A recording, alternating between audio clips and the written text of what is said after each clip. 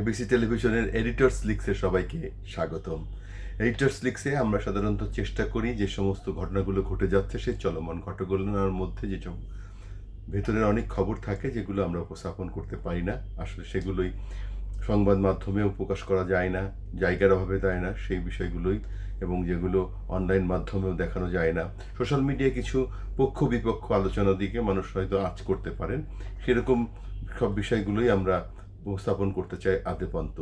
আজ শুরুতেই আমরা আপনাদেরকে জানিয়ে দিতে চাই বিশেষ বিশেষ সংবাদগুলো। সেটা হলো, পরাজিত শক্তির নানা ষড়যন্ত্রের লক্ষণ দেখা যাচ্ছে বলেছেন প্রধান উপদেষ্টা doctor Mohammad Yunus. Milestone school and college ভবনে বিমান বিধ্বস্তের ঘটনায় নিহতের সংখ্যা ৩২ জন ছাড়িয়েছে, আর আহত এখনও ১৬৪ জন। বিমান বিধ্বস্ত ঘটনায় বার্ন ইউনিটে ৮ জনের অবস্থা আশঙ্কাজনক, গুরুতর আহত এখনও ১৩ জন। মাইলস্টোনের ছাত্র, শিক্ষক ও অভিভাবকদের সমন্বয়ে কন্ট্রোল রুম খোলা হয়েছে বলেছেন আইন উপদেষ্টা আসিফ নজরুল। বিমান বিধ্বস্তের মৃত্যুর সংখ্যা নিয়ে গুজব ছড়ানো হচ্ছে বলে অভিযোগ করেছেন আইএসপিআর। হতাহতের সংখ্যা কম করে দেখানোর কোনো কারণ নেই বলেছেন প্রধান উপদেষ্টার প্রেস সচিব শফিকুল আলম। বাংলাদেশে বিমান দুর্ঘটনায় মার্কিন কংগ্রেস নেতৃবৃন্দের শোক প্রকাশ।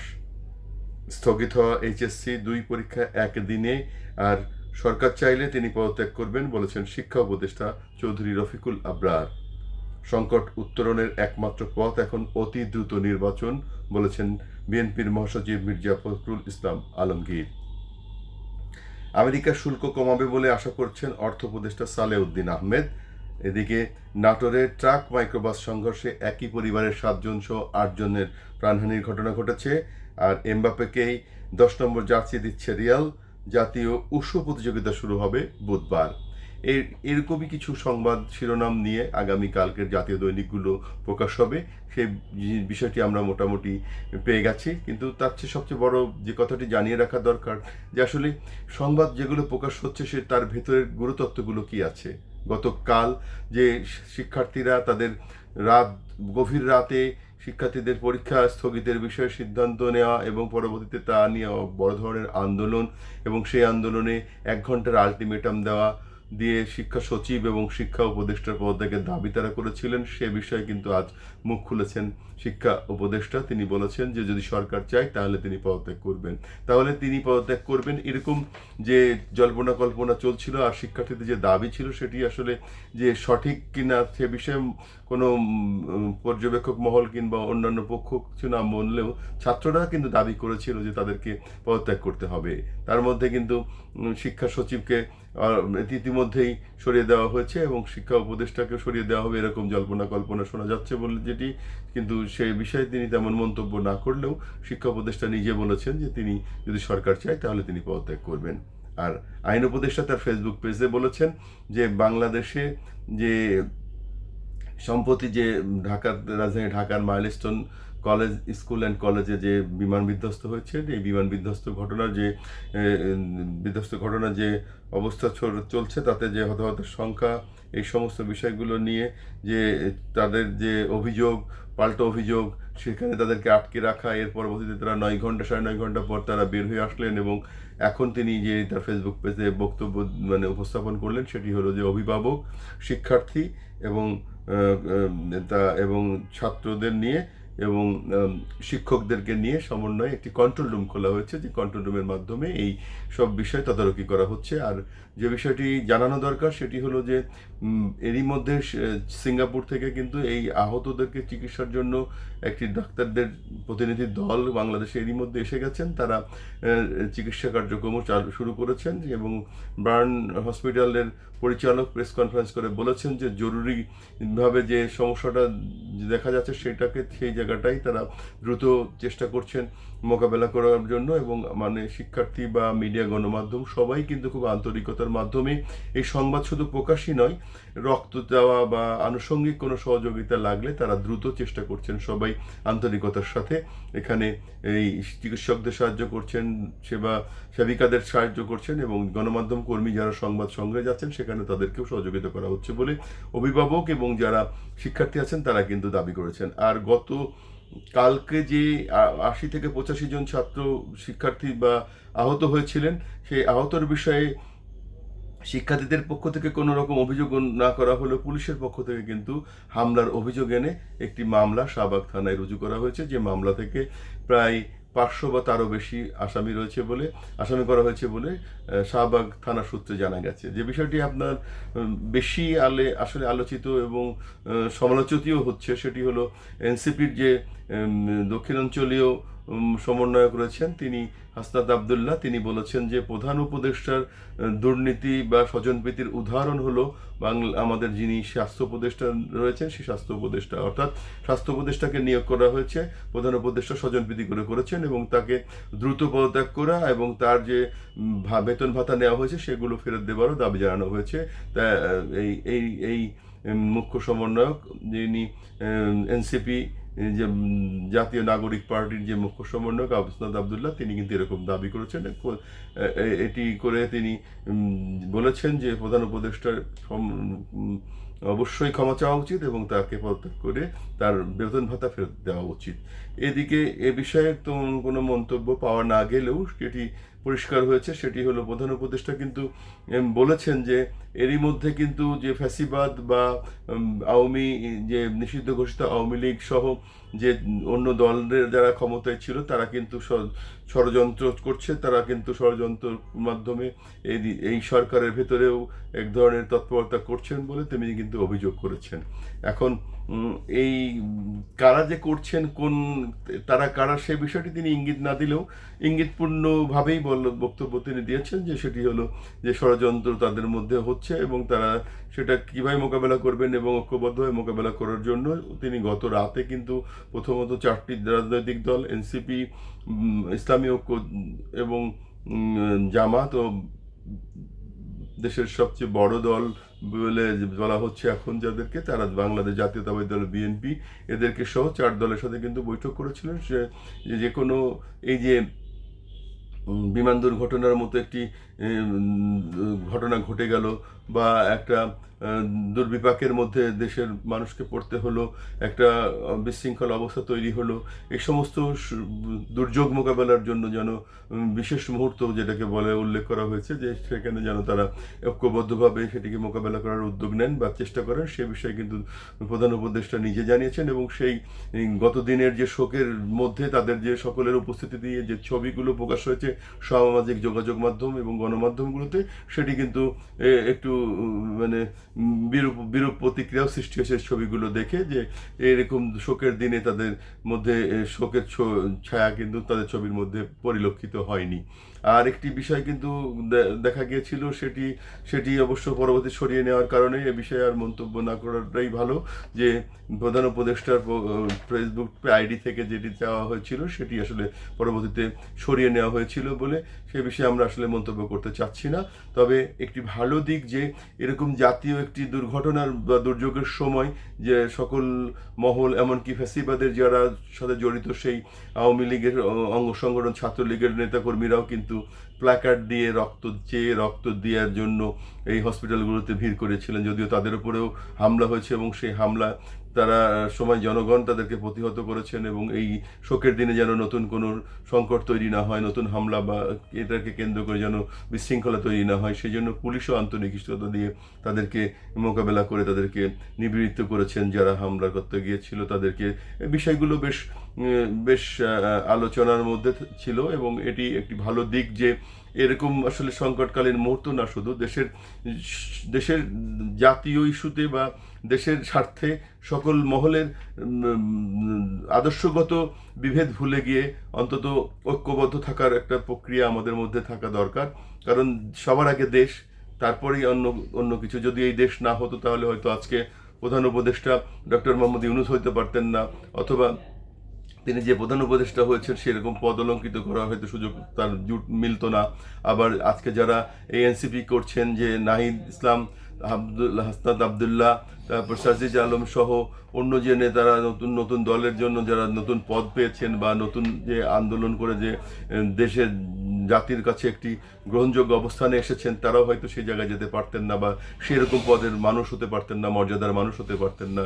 কিংবা যাদেরকে ফ্যাসিবাদ বলা হচ্ছে, সেই শেখ মুজিবুর রহমান, বঙ্গবন্ধু যাকে উপাধি দেওয়া হয়েছিল, বা শেখ হাসিনা, এই বাংলাদেশ যদি স্বাধীন না হতো, হয়তো বা এই পদের মানুষগুলো যারা যে পদে অবস্থান করছেন বা যে পদ অলঙ্কৃত করে আজকে তাদের সমহিমায় উদ্ভাসিত হয়েছেন, তারা হয়তো সেই পদটি অলঙ্কৃত করতে পারতেন না, সমহিমায় উদ্ভাসিত হয়েও আজকে বিশ্বের বুকে চিহ্নিত হতে পারতেন না বলেই কিন্তু আসলে ভাবলে কিন্তু সেরকমই হয়। তাহলে আমাদের উচিত, এই জন্য আমার মনে হয়, বা পর্যবেক্ষক মহল বলেন কিংবা যারা এই সব বিষয়গুলো নিয়ে কাজ করছেন, তারা কিন্তু অবশ্যই মানবেন যে আসলে জাতীয় ইস্যুগুলোতে আমাদের সবার দল মত নির্বিশেষে বিভেদ ভুলে ঐক্য থাকা খুবই জরুরি, যেন দেশের স্বার্থে আমরা যেন বিকিয়ে না দেই, বিলিয়ে না দেই, দেশকে রক্ষার জন্য আমরা যেন সবাই ঐক্যবদ্ধ থাকতে পারি। যেমন আজকে মার্কিন যুক্তরাষ্ট্রের মার্কিন কংগ্রেসরা আমাদের এই যুদ্ধবিমান বিধ্বস্তের ঘটনায় শোক প্রকাশ করেছেন, এটি খুব ভালো দিক। আবার ওদিকে আমাদের অর্থ উপদেষ্টা বলেছেন যে মার্কিন যুক্তরাষ্ট্র যে শুল্ক বাধা আমাদের উপর আরোপ করেছে, সেটি থেকে আমরা মুক্তি পাব। এই যে আশা, না, আমরা মনে করি যে এইরকম ইস্যুগুলোতে আমাদের রাজনৈতিক দলগুলোর মধ্যে একটা ঐক্য হওয়া দরকার, ব্যবসায়ী মহলের মধ্যে একটা ঐক্য হওয়া দরকার। এভাবে লবিস্ট নিয়োগ করে এই ধরনের বাধাগুলো দূর করবার জন্য নিজেদের মতো করে এগিয়ে গিয়ে এটার প্রতিকূলতাকে কাটিয়ে আমাদের দেশকে আরেকটু ভালো সুবিধাগুলো পাইয়ে দিয়ে দেশকে যেন আমরা অর্থনৈতিকভাবে সমৃদ্ধির দিকে নিতে পারি, সেরকম কিন্তু উদ্যোগ আসলে আমাদের নেওয়া খুবই জরুরি। কারণ জাতীয় স্বার্থে আমরা কোনোভাবেই যেন পিছিয়ে না পড়ি, আমরা যেন ক্ষতিগ্রস্ত না হই, আমাদের প্রজন্ম যেন পিছিয়ে না পড়ে, আগামী প্রজন্ম যেন পিছিয়ে না পড়ে, এই বিষয়গুলো আমাদের দেখা উচিত। আর কাল দুটি ঘটনা ঘটেছে। একটি হলো আমাদের অনূর্ধ্ব ফুটবল, অনূর্ধ্ব 20 ফুটবল নারী দলে যে নেপালকে 4-0 গোলে যে চ্যাম্পিয়ন হয়েছে, এবং একই সাথে আমাদের পাকিস্তানকে 8 রানে হারিয়ে বাংলাদেশ যে তাদের এই সিরিজটা এরই মধ্যে জয় নিশ্চিত করেছে, এবং দুটি বিজয়ী যে আমাদের এই যে নিহত শিক্ষার্থীদের উপর শ্রদ্ধার জন্য নিবেদন করা হয়েছে, এটি কিন্তু খুব ভালো দিক। এরকম ঘটনা কিন্তু সাধারণত সহসা ঘটে না, এরকম সুযোগও সাধারণত আসে না। বা আমাদের খেলোয়াড়দের মধ্যে যে সহমর্মিতার একটা দিক উন্মোচন করেছেন, দ্বার উন্মোচন করেছেন, এটা কিন্তু আমাদের জন্য একটা ভালো দিক। এরকম দৃষ্টান্ত অবশ্যই হওয়া উচিত, থাকা উচিত, বিভেদ ভুলে ঐক্য থাকা উচিত। সেগুলো কিন্তু ঘটেছে এবং ঘটছে। এবং শিক্ষার্থীরা যেভাবে প্রতিবাদ করেছেন যে আমরা এই ফ্যাসিবাদ স্বৈরাচারকে মুক্ত করে দেশকে আমরা যাদেরকে দায়িত্ব দিয়েছি, তারা এখন আমাদেরকে সঠিক পরিসংখ্যান দিচ্ছে না। তারা বারবার বলছে যে তাদের যে শিক্ষার্থী বন্ধুরা মারা গেছেন তার সংখ্যা সঠিক হচ্ছে না। এই যে দিকগুলো তারা বলছেন, এটি আসলেই খতিয়ে দেখা দরকার যে এর সঠিক সংখ্যা কি আসলে দেওয়া হচ্ছে না। কারণ একজন শিক্ষক কিন্তু ব্যাখ্যা দিয়েছেন যে ওই ভবনটির ওপর বিমানটি আছড়ে পড়ে বিধ্বস্ত হয়েছে, সেই ভবনটিতে প্রায় 12টি ক্লাস ছিল। প্রতিটি ক্লাসে যদি 30 জন করে হয়, তাও 360 জন শিক্ষার্থী থাকার কথা। যদিও সে সময় টিফিন হয়েছিল, টিফিনের কারণে কিছু ছাত্র হয়তো বের হয়ে গেছে। এখন পর্যন্ত আহত এবং নিহত সব মিলিয়েও কিন্তু 210 বা তার কাছাকাছি পাওয়া যাচ্ছে। তাহলে বাকি আরও যে 150 জনের, এরা আসলে এদের নামের তালিকা, এরা কোথায় আছে, কিভাবে আছে, এরা আসলে হারিয়ে গেল, মিসিং মানে নিখোঁজের মধ্যে আছে না ফ্যামিলির কাছে আছে, এই বিষয়গুলো পরিষ্কার করলে কিন্তু আমাদের এই কথাগুলোর মানে এই সমালোচনা বা আলোচনার যে নেগেটিভ দিকগুলো, বিরূপ দিকগুলো কিন্তু নিশ্চয়ই আর মোকাবেলা করা যেত। বা এই সমালোচনার যে ঝড়টা উঠছে, যে খারাপ দিকগুলো হিসেবে উপস্থাপন করা হচ্ছে, সেটার হাত থেকে কিন্তু সরকারই না, শুধু আমাদের জাতি হিসেবে আমরা সেই অপরাধবোধ থেকে বেরিয়ে আসতে পারতাম বলে মনে হয়। কারণ যেরকম প্রধান উপদেষ্টার প্রেস সচিব কিন্তু ব্যাখ্যা করে বলেছেন যে বাংলাদেশে কোনো হত্যার বা নিহতের সংখ্যা বা লাশের সংখ্যা গোপন করার কোনো সুযোগ নেই বা করা যায় না। এইভাবে এই ব্যাখ্যাগুলো যেভাবে ওনারা দিচ্ছেন, সেগুলি তো দিচ্ছেন ভালো দিক। তবে সবচেয়ে ভালো হতো যদি এই শিক্ষকদের সাথে আলোচনা করে ওই প্রতিষ্ঠানে যতগুলো ক্লাস ছিল ওখানে সেই ক্লাসের সকল শিক্ষার্থীদের নামের তালিকাটা করে কারা কারা মিসিং হয়েছে, কারা কারা নিহত হয়েছেন, কারা কারা আহত আছে এবং কারা এখনো বাড়িতে আছে, এটা যোগ বিয়োগ করে যদি মেলানো যেত এবং সেটি যদি সমাজে মানে গণমাধ্যমের কাছে প্রকাশ করা হতো, তাহলে কিন্তু এরকম নেগেটিভ প্রতিক্রিয়া আমার মনে হয় হতো না, এবং সেটি কিন্তু করা হয়নি, যেটা করলে সবচেয়ে ভালো হতো বলে আমার মনে হয় বা সবারই মনে হচ্ছে বলে আমি মনে করি। আর যে বিষয়টি জানিয়ে রাখা আমাদের দরকার যে আসলে আমরা যারা এই গণমাধ্যমে কাজ করি বা গণমাধ্যমে যে বিষয়গুলো প্রথমত উপস্থাপন করবার চেষ্টা করি, সেই বিষয়গুলো কিন্তু সঠিক পরিসংখ্যান, সঠিক তথ্য, সঠিক তত্ত্ব সব কিছু থাকা দরকার, কিন্তু অধিকাংশ সংবাদ মাধ্যমে কিন্তু সেই বিষয়গুলো না থাকায় এই শিক্ষার্থী শুধু না সাধারণ মনে কিন্তু বিরূপ প্রতিক্রিয়া তৈরি হয়ে যায়, যার পরিপ্রেক্ষিতে দেখা যায় যে তাদের মধ্যে ক্ষোভ সৃষ্টি হয়, তাদের মধ্যে নেগেটিভ প্রতিক্রিয়া তৈরি হয় এবং সোশ্যাল মিডিয়া দেখা যায় ট্রল হয় বিভিন্ন নেগেটিভ ইমেজ তৈরি করবার মতো করে। এই বিষয়গুলো কাটিয়ে ওঠার কিন্তু সবচেয়ে সহজ উপায় হলো সব সময়ের জন্য যে ঘটনাটি ঘটছে সেই ঘটনাটির সঠিক তথ্য উপস্থাপন করা এবং সেই ঘটনার কারণে যা ঘটেছে তার সঠিক তথ্য গণমাধ্যমে দেওয়া এবং গণমাধ্যমকে উদ্বুদ্ধ করা যে সঠিক তথ্য যেন যে কোনো মূল্যে যেন আমরা প্রকাশ করতে পারি সেই রকম ব্যবস্থা করা। এটি করতে পারলে কিন্তু আমার মনে হয় যে আমরা এই জায়গা থেকে বেরিয়ে আসতে পারবো, কিন্তু আমরা বাস্তবে কিন্তু তা দেখছি না। যেমন এরকম একটি ঘটনার সময়, এরকম বার্ন ক্রাইসিসের সময় কিন্তু আমরা বারবার যে আগে দেখতাম সেই সামন্তলাল সেনের কথা কিন্তু বারবার মনে এসেছে অনেকেরই, সোশ্যাল মিডিয়াও তাদেরকে নিয়ে স্ট্রল এসছে যে এই মুহূর্তে তাকে যদি জেলেই থাকে কিংবা তিনি যেখানেই থাকুক তেনাকে যদি এই সময় এই কমিটিতে রেখে তাকে দিয়ে যদি এই চিকিৎসা ব্যবস্থাটাকে দ্রুত করার জন্য তাকে যদি ব্যবহার করা যেত সেটি মন্দ হতো বলে মনে হয় না। উনি যে রাজনৈতিক দলের হোক, উনি যে আদর্শেরই হোক না কেন, দেশের স্বার্থে তো উনি বাংলাদেশের মানুষ, অতএব বাংলাদেশের মানুষ হিসেবে তার উচিত যে বাংলাদেশের এই ক্রাইসিস মুভমেন্টে তিনি নিশ্চয়ই তার দিয়ে কাজ করানো যেত, কিন্তু তাকে আসলে তার কোনো খোঁজ এই মুহূর্তে পাওয়া যায়নি। তবে কোনো কোনো গণমাধ্যম বা সোশ্যাল মিডিয়া দেখা গেছে তিনি এখন জেলে থাকার কারণে তাকে এখানে আনা সম্ভব হয়নি বলে অনেকেই বলেছেন। আবার আরেকটি গ্রুপ বলেছে যে না, তিনি আসলে জেলেও নাই, দেশেও নাই, তিনি পালিয়ে গেছেন, এরকম কিন্তু তথ্য। যেটি হোক, এটি নেগেটিভ ইমেজ হোক আর পজিটিভ ইমেজ হোক, তবে যে লোকটির কৃতকর্ম ভালো, তার ভালোর মর্যাদা দেওয়া উচিত, তার সম্মান করা উচিত। প্রাপ্য সম্মান দিলে এই নেগেটিভ প্রতিক্রিয়া থাকবে না বলে আমার মনে হয়। যেমন আমার যেটি মনে হয়েছে যে বিএনপি নেতা সালাউদ্দিন যেরকম এই এনসিপি নেতাকর্মীদেরকে সম্মান করছেন বা তাদেরকে নেতৃত্বের মূল্যায়ন করছেন, সেই নেতৃত্বের মূল্যায়ন কিন্তু এনসিপির নেতারা তার উপরে করেনি, তাকে নিয়ে করেনি। যেরকম এই এনসিপির নেতারা একসময় ছাত্রলীগ করতেন, আমরা তথ্য দেখেছি, তাদের বক্তব্য দেখেছি, তারা শেখ মুজিব বা বঙ্গবন্ধু সম্পর্কে অনেক ভালো মন্তব্য করেছেন, ভালো বক্তব্য দিয়েছেন, এমনকি বিতর্ক প্রতিযোগিতায় তারা বিতার্কিক হিসেবেও অ্যাওয়ার্ডেড হয়েছেন, পুরস্কৃত হয়েছেন এই বক্তব্য রেখে, এবং বঙ্গবন্ধু সম্পর্কে অনেক ভালো দিকগুলোকেও তারা সুন্দরভাবে উপস্থাপন করতেন। সেই তারাই এখন আবার বঙ্গবন্ধুকে বা শেখ মুজিববাদকে নিব্বাদ যাক বা মুজিববাদ মুর্দাবাদ যে স্লোগান দিচ্ছে বা মুজিববাদ সম্পর্কে নেগেটিভ মন্তব্য করছে, শেখ মুজিবের মূর্তি ভেঙে ফেলা হচ্ছে, শেখ বঙ্গবন্ধুর 32 নম্বর বাড়ি ভেঙে ফেলা হয়েছে। এই যে পূর্ববর্তীদেরকে বা অগ্রজদেরকে যদি সম্মান করা না হয়, তাহলে একসময় তারাও এখন অগ্রজ যখন হবে তাদেরকেও সেই সম্মান পাবে, এরকম মানে প্রতিক্রিয়া কিন্তু নেগেটিভ প্রতিক্রিয়ায় এসে যায়। এখন ওনারা কি ভাবেন বা কোন প্রেক্ষিতে ওনারা এই আদর্শে নিয়ে এই আন্দোলনমুখী বিষয়গুলোকে উপস্থাপন করছেন বা পূর্ববর্তী নেতাদেরকে সম্মান করতে চাইছেন না, সে বিষয়টি অবশ্য ওনাদের নিজেদের মতামতের বিষয়।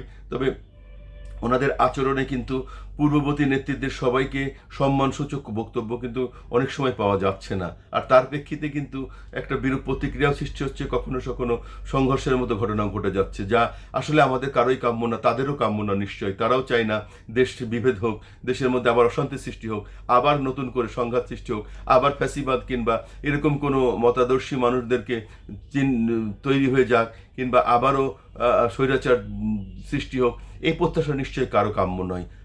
এই বিষয়টি বিবেচনা করে নিশ্চয়ই আমাদের যারা নেতৃবৃন্দ, এই প্রজন্ম হোক, গত প্রজন্ম হোক, আগামী প্রজন্ম হোক কিংবা অতীতের প্রজন্ম হোক, সবাই সবার প্রতি সম্মান প্রদর্শন করে যার যা প্রাপ্য সম্মান তার ততটুকু প্রাপ্য সম্মান না দিতে পারলে আসলে আমরা জাতি হিসেবে আমাদেরকে কৃতজ্ঞতা জাতি হিসেবে আমাদেরকে চিহ্নিত হব না, আমরা বিশ্ববুকে নিন্দিত হব। বরং ধিক্কিত হব যে আমরা আমাদের যোগ্য নেতাদেরকে যোগ্য মূল্যায়ন করতে পারি না, যোগ্য নেতাদেরকে যোগ্য সম্মান দিতে পারি না। আমরা আমাদেরকে কিভাবে সম্মান দেব, আমরা কিভাবে আরেক জায়গায় সম্মানিত হব, মূল্যায়িত হব, অবহিত হব না, উপেক্ষিত হব না। এই বিষয়গুলো আসলে কিন্তু ভাববার বিষয় এসেছে আজকের বাংলাদেশের প্রেক্ষাপটে। আর যে বিষয়গুলো জানা দরকার, যে আমাদের যে উপদেষ্টারা এখন নিজেরা বলতে বাধ্য হচ্ছেন যে সরকার চাইলে উপদেষ্টারা পদত্যাগ করবেন। সরকার কারা? তারাই তো সরকার। সরকার কাদের? আমাদের সরকার, জনগণের সরকার। তাহলে জনগণ মানে এই ছাত্ররাই তো জনগণ, এই ছাত্রদেরই সরকার তো তারা। এই ছাত্রদের আন্দোলনের মুখেই তারা সরকার হিসেবে দায়িত্ব পালন করেছেন, সরকার হিসেবে দায়িত্ব নিয়েছেন। এখন এই ছাত্ররাই আবার তাদেরকে চাইছে না, আন্দোলন করে তাদেরকে পদত্যাগ করতে বলছেন। তাহলে আমরা কোথায় গেলাম? দিন শেষে আমাদের ফলাফল কি দাঁড়ালো? আমরা কি সেই তিমিরেই ছিদ্র রয়ে গেলাম? এই বিষয়টি ভাববার সময় নিশ্চয় এসেছে। আমরা মনে হয় সেটি ভেবেই আমাদের দায়িত্ব পালন করব এবং আমাদের দেশকে এগিয়ে নেব। সেই প্রত্যাশায় সবাই ভালো থাকবেন। আল্লাহ হাফেজ।